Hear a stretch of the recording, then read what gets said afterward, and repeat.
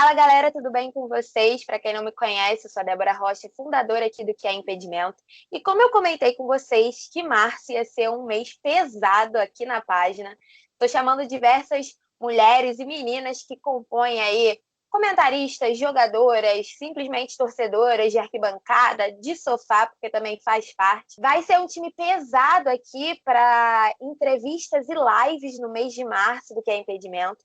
E a primeira convidada, como vocês podem ver, não só uma mulher braba aí que compõe as comentaristas da Band, também não é apenas ex-jogadora de Santos, Corinthians, Seleção Brasileira, mas é aniversariante do Dia da Mulher. Então, além de ser uma mulher brava, ela também faz aniversário nesse dia, então ela merece parabéns em dobro. Aline Calandrini, muito obrigada aqui por aceitar o convite de falar com o Que é Impedimento. Como a gente estava conversando aqui antes de começar a gravação, é um prazer, um privilégio, uma honra te receber por aqui. Já falei mais ou menos quem é a Calan, para quem não conhece, mas claro que você vai se apresentar aqui e contar um pouco da sua história. E essa sequência de lives e entrevistas que eu vou fazer, Calan, é para a gente conhecer mais a mulher, que está... Claro que a gente vai falar de futebol, porque não tem como a gente não falar de futebol, mas é para a gente conhecer a mulher que está por trás dessa profissional, dessa comentarista, dessa ex-atleta de seleção brasileira. Então, primeiramente, muito obrigada por você aceitar aqui o convite. Em segundo lugar, parabéns, não só pelo Dia da Mulher, mas também pelo seu aniversário. E eu queria que você já começasse comentando um pouco sobre, enfim, se apresentando, claro, e comentando também um pouco sobre como começou a sua trajetória no futebol, que a gente sabe que ainda é um meio muito machista, infelizmente. Há anos atrás deveria ser ainda mais. A Aline parou de jogar bola tem pouco tempo, então não tem tanto tempo assim que ela começou, ela vai poder contar um pouco melhor. Mas queria que você falasse aí um pouco para a gente como é que começou essa sua paixão por futebol, esse início de um sonho de jogar bola, se a sua família te apoiou desde o início, enfim, conta um pouco para a gente como é que começou a história da Calan no futebol. Oi, Débora. Oi, pessoal do Que é Impedimento. Primeiro, é um prazer estar aqui contando um pouco sobre a minha história e, em especial, obviamente, por ser 8 de março. Obrigada por esse presente, inclusive, de dividir com o pessoal e com você um pouco sobre mim. Eu me chamo Aline Calandrini, mais conhecida como Calan, nas transmissões, no meio do futebol feminino e até no dia a dia mesmo. Eu tenho 32, hoje 33 anos, inclusive. Sou do norte do país, sou de Macapá, muito longe de São Paulo, que é onde eu moro hoje. E eu jogo futebol. Comecei a jogar futebol com a maioria das meninas, quando a gente acaba desde criança no meio deles, dos homens, obviamente, no meio dos meus primos, com meu irmão.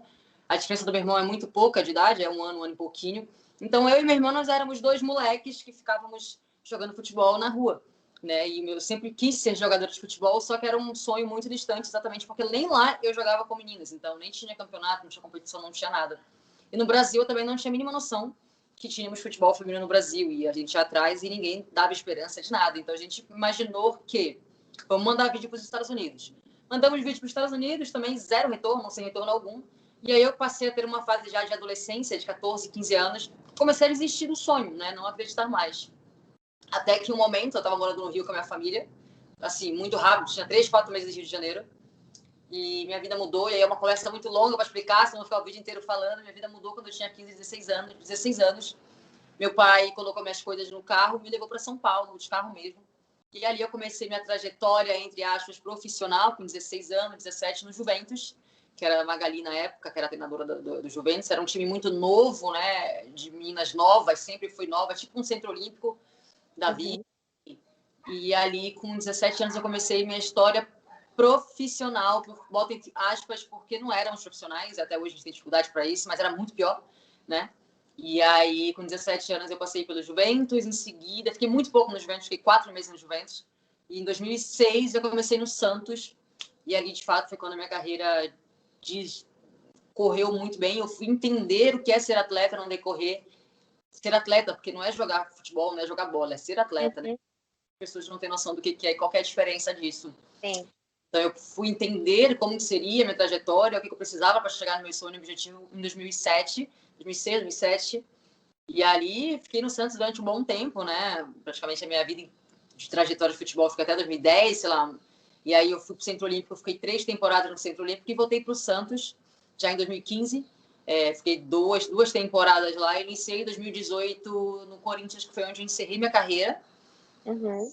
Vai fazer 3 anos só em agosto. Encerrei porque eu sempre fiz a minha vida muito calculado, assim, eu sou muito sistemática, metódica, então é tudo organizadinho, tudo, né? Eu acordo e já sei no que eu vou fazer no dia anterior, assim, então eu me organizo para isso. E aí eu comecei minha carreira no Corinthians já pensando em encerrar, mas sabendo que eu ia ter que sair de Santos para conseguir essa ponte do jornalismo, né?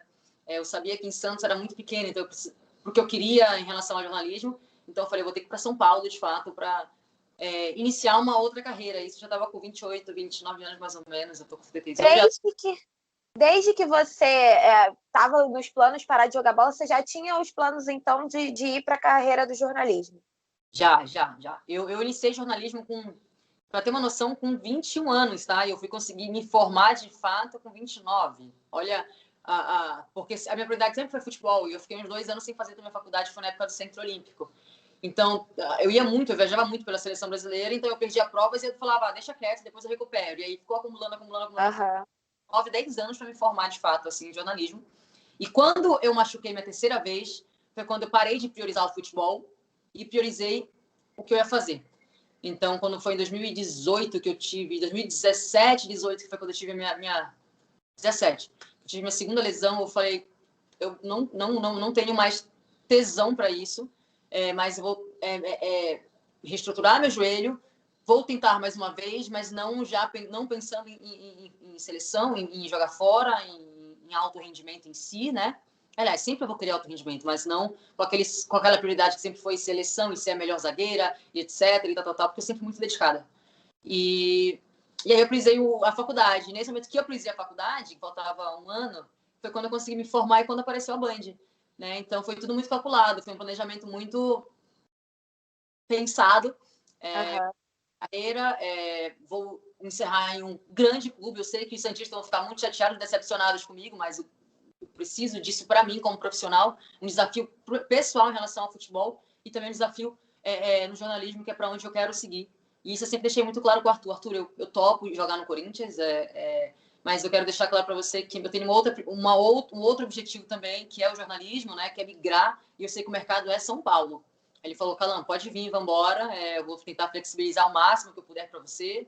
Na hora não deu para flexibilizar nada, né? Até porque é atleta profissional e tudo. E aí realmente chegou a hora de eu decidir entre jogar futebol, continuar jogando, ou migrar para o jornalismo, que foi quando a Band apareceu, né? E o Corinthians, obviamente, por ser um clube com estrutura, não dava para ter uma jogadora mais ou menos, né? Sim. E aí eu precisei escolher entre futebol e começar uma carreira, e apostei no jornalismo, foi quando eu parei de jogar. Então foi tranquilo, assim, mais ou menos, dizendo para você essa decisão, até porque você já estava indo depois da sua terceira lesão. Você, como você mesmo falou, já tinha planejado mais ou menos isso, então foi tranquilo para você tomar essa decisão, né? Quando eu tomei a decisão, foi tranquilo. Eu acho que o que mais me doeu, de fato, foi ter a terceira lesão. Então, assim, não foi do nada que eu resolvi parar de jogar. Mas quando eu sofri a terceira lesão, porque, para quem não entende, quando você tem... Eu falo terceira. Eu tive uma em 2010 e tive uma outra em 2016. E aí eu tirei de letra essa aí. Eu sei que acontece, né, com a gente que é do esporte, etc e tal. Só que quando me liberaram para o campo, isso aí você fica 9 meses, 10 meses sem jogar. Você fica só na fisioterapia, etc e tal. É uma rotina muito chata quando você é atleta de alto rendimento, porque você vive naquilo, então é muito cabeça.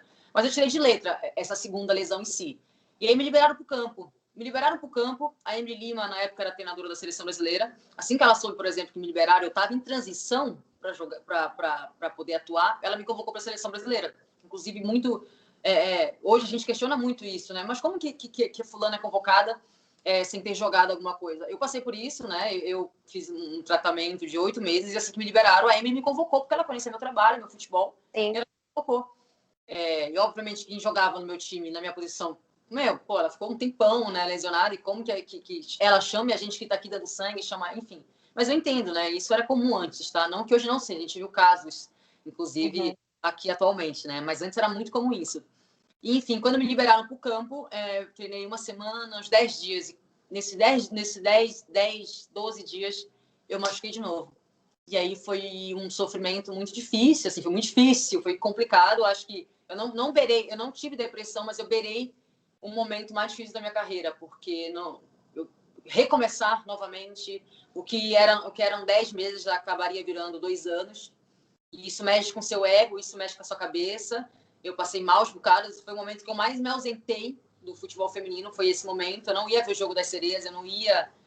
Eu vivia um mundo paralelo porque me fazia mal, entendeu? Então, a minha decisão não foi difícil, porque o mais difícil foi nesse momento.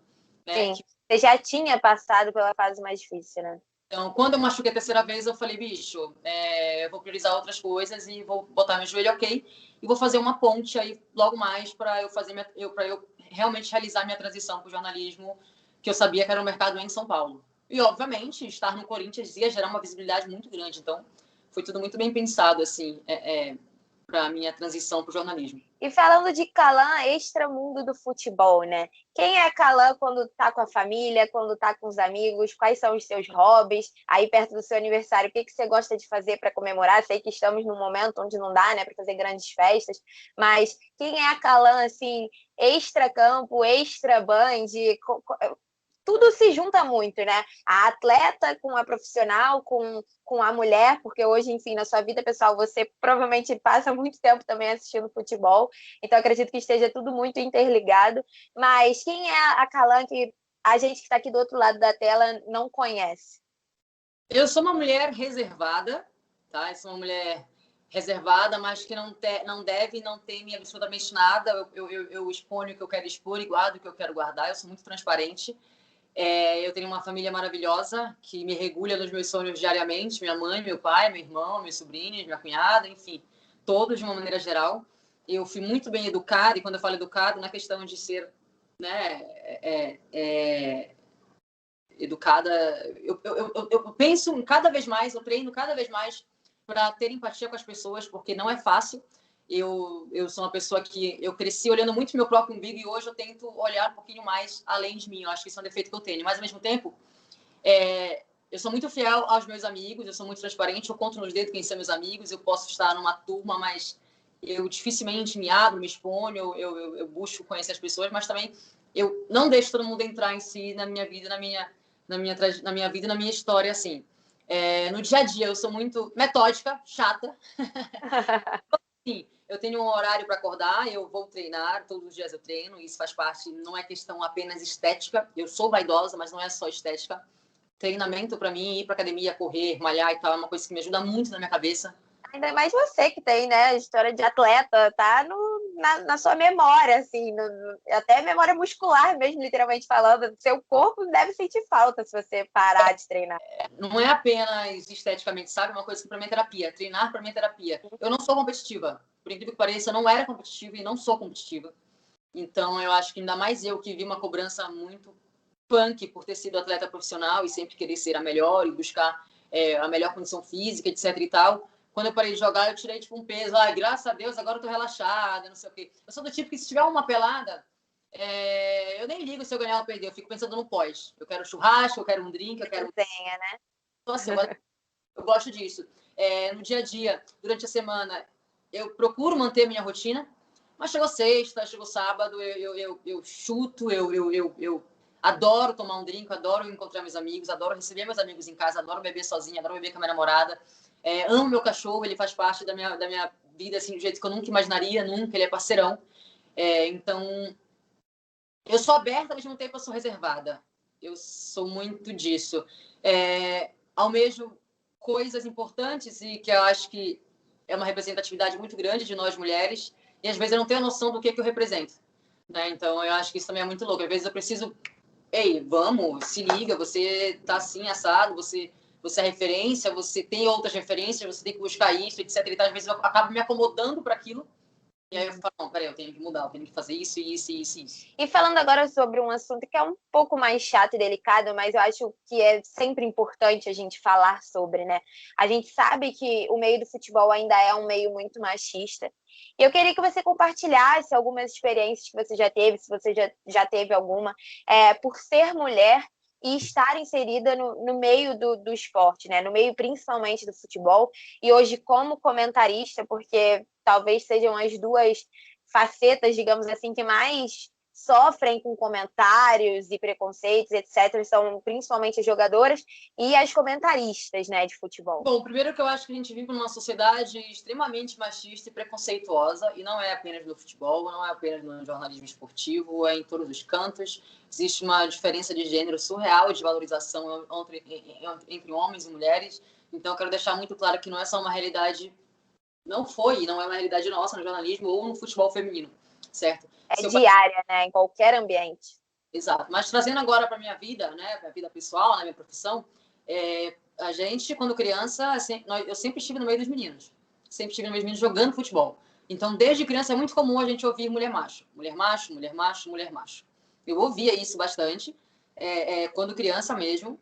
Mas eu confesso, tipo, eu ficava chateada, obviamente, mas também eu jogava bola lá, não estava nem aí. Ao mesmo tempo que eu ouvia isso, eu também ouvia outras coisas, como, por exemplo, essa menina joga muito, né? Que ela é melhor que os caras. Então, isso eu levava para mim de mais importante. Tipo, eu sei que eu sou boa e eu vou realizar meu sonho, etc e tal.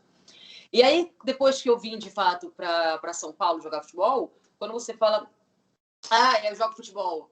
Você joga futebol? Pronto, para mim isso aí já é uma reação que para mim é preconceituosa. Então, isso é muito comum. Óbvio que acontece, nunca ouvi falar de futebol feminino no Brasil, existe. Não é um preconceito direto, mas também machuca a sua profissão e aí a pessoa acaba desvalorizando aquilo. No dia a dia, na internet, isso é muito comum. Se você parar para ler os comentários, você vai se estressar e você vai ver muito claro isso. Então, também bloqueio. Não que eu bloqueie, tipo, eu não leio, porque eu sei que faz mal. Já passei uma situação... Então, assim, na sociedade isso é comum. Já passei uma situação onde um carinha veio dar em cima de mim e eu falei que eu não queria. E ele falou, é claro que tu não quer, tu é sapatão, tu joga futebol, né? Então, isso foi uma coisa mais direta de falar na cara. Isso foi mais direto em relação ao futebol, mas diariamente as meninas encontram isso, né, naturalmente, seja nas redes sociais, seja no dia a dia, um olhar, um comentário, ou mesmo a falta de valorização do esporte no país. Isso, para mim, tipo, já é algo que é complicado, né? A gente sabe que as mulheres precisam de espaço e o futebol feminino luta muito para isso. E acho que daqui a pouco vai, de fato, colher coisas muito positivas que já vem colhendo, tá? Eu acho que cada vez mais as barreiras e preconceitos vão sendo quebrados. No jornalismo esportivo, a gente está aí para mostrar o número de homens e mulheres. Eu não preciso falar muita coisa, né? Número de narradores muito, muito, muito, muito superior a narradores. É muito bom que a gente está vendo agora outras mulheres podendo ter espaço na narração, em comentários, mas isso está acontecendo de um ano para cá. Né? Estamos em 2021 e isso está acontecendo agora. Então, eu não preciso falar muito sobre isso. E a gente sabe disso, mas ao mesmo tempo, eu fico contente de ver, por exemplo, a Band dando espaço para outras mulheres. Né? Hoje a gente transmite a Libertadores e estão priorizando comentaristas mulheres, estão buscando mulheres dentro da emissora em si para comentar. Acho isso legal pra caramba, assim como a gente está vendo a Renata, as jogadoras, a Ana, a Thaís, a Renata narrando, a Ruel, de comentarista da arbitragem, a gente viu a Nath semana passada sendo... Que foi para o grupo Disney, né? Algo muito legal, que isso aconteça cada vez mais. Eu confesso que eu, quando entrei nisso, que tem 2 anos e meio, eu não tinha muito uma referência de fato também em relação a comentaristas. Eu não tinha essa referência. Eu lembro que a Ana também chegou junto comigo, só que ela era de Sport TV ali, né? A gente sabe que a Globo tem um alcance em si maior, e aí muita gente falou, etc e tal. Então, isso vem de 2 anos para cá. Quando eu entrei, eu não tinha referência. O que eu fazia para estudar? Eu comecei a buscar um monte de curso, comecei a olhar comentaristas que eu admirava e entender, de fato, o que eu tenho que fazer, né? Lá na Band em si, não lembro de ter sofrido um preconceito direto, mas a gente sempre escuta em transmissões comentários machistas, né? Que isso a gente encara no dia a dia, mas ao mesmo tempo eu fui muito bem acolhida, sabe? Não só por quem trabalhava ao meu lado, mas pelo câmera, né? Pelo diretor, pela moça do camarim, pela galera da maquiagem. Então também tem um lado positivo. E a gente está aí diariamente quebrando todos esses paradigmas, não só no futebol ou no jornalismo, né? A busca pelo nosso espaço feminino em todas as áreas, de fato, porque a gente merece, entendeu? O que você faz, por exemplo, é muito legal, muito lindo, você entende disso, você merece, obviamente, galgar muitas coisas grandes, sabe? Seu sonho, seu desejo. A gente está vendo uma cobertura cada vez maior de homens e mulheres mais interessadas no futebol feminino. A gente viu um guia muito bem feito pela galera do Empório, frente, do Diário, Então, é muito interessante que, assim, não só a questão do gênero, mas homens e mulheres se interessando para isso e a modalidade, no contexto geral, cada vez mais sendo respeitada. Eu acho que isso é uma coisa muito bacana e muito gratificante. Aproveitando o gancho, né, é fato que o futebol feminino ele vem evoluindo, graças a Deus, né, já era a hora. E eu queria que você comentasse um pouco sobre o futebol feminino da seleção brasileira. Como a gente teve aí a She Believes há pouco tempo, né, que com certeza foi um laboratório para as Olimpíadas que estão por vir. E eu queria que você comentasse um pouco como você enxerga a seleção da Pia, como você enxerga essa nova geração, né, de meninas que estão por vir, e o que você espera se a gente garante uma medalha nas Olimpíadas, enfim, o que você está achando que está por vir? Bom, você foi muito destrinchou legal, né, sobre evolução. A gente conseguiu ver uma evolução da era Pia, assim que ela entrou, em relação ao Vadão. A gente tinha uma seleção nota 4, 4,5, hoje a gente consegue uma seleção nota 6,5, né, é um progresso. A gente vê que ela quer cobrar intensidade, ela quer mudar posturas, né, taticamente. Então a gente consegue ver de fato uma seleção muito evoluída, porém não muito evoluída, né, mais evoluída do que na era do Vadão. Porém, eu esperava que já tivesse definido de fato um time aí para uma Olimpíada que está muito perto, né? Isso porque atrasou tudo, né? Enfim, então a gente não tem definido algumas posições. No caso, eu vi uma seleção que cada vez mais é independente de Marta ou Cristiane que seja, né? Isso eu acho legal. Quem vai ser a nova Marta? Quem vai ser a nova Cris? A nova Formiga? Eu acho que é importante a gente pensar hoje no coletivo, né? Porque é muito legal você ter uma craque como a Marta, uma craque como a Cristiane. Só que elas não são mais as mesmas jogadoras de tempos atrás, né? E é comum, é super normal, entendeu? Então, que bom que a gente está conseguindo dividir as responsabilidades. É muito legal de ter uma jogadora magnífica como a Marta dentro de campo, porque na hora do pegar para capar, meu amor, ela vai se garantir. Mas não espere a mesma intensidade da Marta de anos atrás. Não tem como, isso é comum, é o esporte, é normal. Então, não vejo hoje ninguém sendo a nova Marta, ou nova Cristiane, ou nova Formiga, mas eu acho legal que estão surgindo novos nomes. Então, é legal que a gente comece a pensar no esporte coletivo, que é isso que acontece lá fora, né? A valorização do coletivo geral, né? A junção de boas jogadoras. Então, eu acho legal não termos novas marcas, mas está surgindo Debinha, né? Júlia Bianchi. Cara, eu assisti... Debinha que é artilheira, inclusive, da era Pia, né? Debinha, Luana, Rafa, para mim, são... E a própria Formiga também são jogadoras peças-chave nessa era da Pia, sabe? Assim, tipo, uma oportunidade que a Debinha teve com o Vadão no Mundial, porque a Marta estava machucada, a Debinha começou a brilhar, entendeu? Então, é muito legal dividir, não ser mais só a Marta, mas a Marta divide isso com outras jogadoras e estarem surgindo. Porém, eu acho que realmente a Pia deveria ter uma definição. Me incomoda algumas coisas, como, por exemplo, não ter lateral. Mas não só isso, mas alguns nomes, ela insistir em alguns nomes e cobrar só intensidade, mas tudo bem, eu concordo que tem muita intensidade, é importante. Só que não tem como, com o time que ela tem hoje, ela conseguir essa intensidade. Ela tem que estar muito claro na cabeça dela que ela não vai conseguir puxar a intensidade das peças que ela está levando. Então ela tem que focar numa outra coisa além da intensidade, entendeu?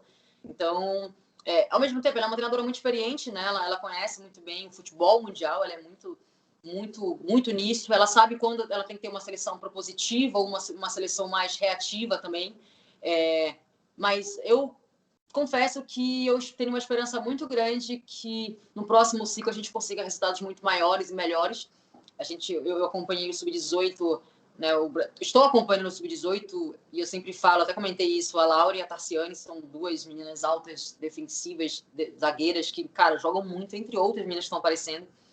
Me arrisco a falar que essa semifinal Sub-18 foi até melhor do que a final, por exemplo, de uma A2 da vida, para ter uma noção. Então, isso eu quero dizer que eu acho que a gente vai colher coisas positivas a médio e longo prazo, entendeu? Que é legal a Pia e essa seleção atual, essa geração atual que vem atuando, traga medalha. Óbvio que a gente está torcendo, eu quero muito isso, entendeu? Até porque eu quero muito que a Marta leve uma medalha, Cristiane, Tamires, Bárbara, Debinha, enfim, todas elas tragam medalha e dê a visibilidade que a gente também tanto quer que é o futebol feminino brasileiro, que já vem cada vez mais evoluindo. Mas eu confesso que eu espero uma mudança mesmo no macro, né? Que seja no futebol amapaense, no futebol no Sul, que essas meninas que jogaram a semifinal do Sub-18 assumam uma seleção brasileira logo mais, né? E estejam preparadas para isso, estejam tendo base para isso. Então, eu penso mais no macro e no médio e longo prazo do que agora numa Olimpíada. E se as meninas que estão hoje, as atletas que estão hoje, que vão disputar esse ouro, bronze, prata, ou seja, o que for, trouxerem uma medalha, ótimo, excelente, perfeito. Mas eu confesso que eu quero realmente olhar no macro todo, numa próxima geração que vai vir aí. E falando de Libertadores Feminina, né, que a Band está transmitindo, queria que você compartilhasse um pouco como é a experiência de estar fazendo parte da transmissão de uma Libertadores feminina. E queria que você deixasse um palpite aí. O Corinthians, que é o atual campeão, já começou na estreia logo com 16-0, né? Se você acredita que é o Corinthians que vai ser campeão de novo, ou se você acredita que é algum outro clube brasileiro, que hoje nós temos 3, né, participando, normalmente são só 2, e principalmente falar um pouco do que você está sentindo de fazer parte da transmissão da Libertadores Feminina. Eu, primeiro que eu não esperava o convite, né, da Band, até porque a Libertadores ia começar numa sexta. E na quarta-feira à noite, o Band Esporte entrou em contato, vamos fazer a transmissão de alguns jogos, dos jogos da Libertadores, vamos? Eu falei, vamos, mas espera aí. Como? Quando? Né? Porque eu me preparo, assim, eu me preparo muito tempo antes, eu tenho que buscar jogos, eu tenho que assistir, eu tenho que ver notícias, eu procuro estar bem informada, entendeu? E depois focar de fato na questão do campo, né? De como o time joga, assistir os jogos, etc e tal. E aí, para mim, está a maior dificuldade, acho que não só para mim, como para todos os outros jornalistas que estão cobrindo essa Libertadores, é a falta de informação, é como a gente conseguir achar certas coisas dos times sul-americanos. É muito difícil. E jogos complicadíssimos de assistir, de conseguir. Não conseguimos jogos, não conseguimos informações. Contato com assessores, se não é a Isa me ajudando com contato de assessores para passar a informação, é muito complicado. Isso estou falando com os adversários brasileiros, tá? E com o Brasil, hoje em dia, é mais fácil, né? O Corinthians tem uma grande estrutura, te auxilia nas informações, release, press kit, a mesma coisa para a Ferroviária, a mesma coisa para a Havaí Kinderman, então isso para a gente é mais fácil. O problema é você estudar o adversário, tá? Porque tem informação e é muito complexo, muito difícil. O ideal terminou seu jogo, já vai pro outro, se prepara para assistir o outro jogo, analisar e fazer essas anotações. Então, isso para mim é o que mais está pegando, é a falta de jogos e de informações. Outro lado negativo existe um desequilíbrio muito grande dos times, sabe? A gente consegue aí um Boca Juniors, a gente consegue um América de Cali, o Morning, ok, também, né? Que jogou contra o Boca Juniors, também tem um futebol legal. Aí tem os 3 times brasileiros que são também bem superiores, o restante é muito abaixo, né? A gente viu ontem o América de Cali jogando contra o time completamente... Ontem não, na sexta, jogando contra o time completamente amador, né? O Corinthians conseguiu 16-0 praticamente no time sub-17, né? E nós estamos falando de uma Libertadores, nível Conmebol, então existe uma discrepância absurda. Ao mesmo tempo que a gente fica feliz com o nosso profissionalismo do futebol brasileiro, o lado de lá não, é muito amador. Tem time que não jogou 2020, parou de jogar em 2019. Então, é muito triste por isso, existe essa discrepância. Então, na segunda fase em si, eu acredito que a gente vai ter bons jogos de se assistir mesmo, né? Eu acho isso mais legal. Eu prefiro 1-1 do que um 16-0. Eu prefiro um 2-0, um 3-0, um 3-2 do que um 8-0, um 6-0. Enfim, então, estou mais esperando, de fato, uma segunda fase e acho que aí sim o bicho vai pegar e aí não vai ser... Dormiu, aí pode vir um Boca Juniors morder, pode vir um América de Cali morder. Enfim, então a segunda fase em si é importantíssimo, sim, os times brasileiros terem atenção. Inclusive, o Corinthians pode pegar já o Havaí logo na segunda fase. Então, eu acho que vai estar por vir. Eu acho que o Corinthians é favorito, até porque, na minha opinião, atualmente é o melhor time da América do Sul. Investe nisso, prepara o time nisso, não que os outros não, mas tem nomes também além, e acho que a responsabilidade dessa Libertadores, mais uma vez, é do Corinthians, também pelo futebol apresentado. Então, acho que o Corinthians está um pouquinho acima dos outros times, até dos próprios brasileiros. É um pouquinho mais favorito, mas não dá para dormir.